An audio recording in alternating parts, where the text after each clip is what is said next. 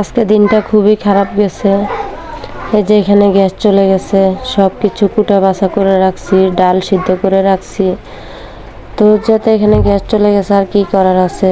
তো বাবা হোটেল থেকে কিছু সবজি নিয়ে আসছে, ওগুলো দিয়ে দুপুরে ভাত খেয়ে আমরা ঘুমিয়ে গেছি। 5টা বাজে উঠে দেখি গ্যাস চলে আসছে। পরে পরবর্তীতে রান্না বসায় দিছি। আমাদের সাথে এভাবে আজকে দুর্ঘটনা ঘটবে সেটা ভাবতেও পারি না, কারণ সকাল থেকে কোনো রান্নাই হয়নি, কিছুই রান্না ছিল না, শুধু আমি ভাতটাই রান্না করে রাখছি।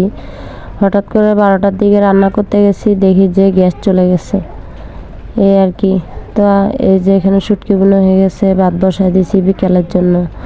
তো বিকেলবেলা বাচ্চাদেরকে একটু আম কেটে দিছি ওরা খাওয়ার জন্য। এই যে ছেলে নিয়ে খাচ্ছে, তারপরে মেয়েকে দিছি। তো আজকের মতো এখানেই বিদায় নিচ্ছি।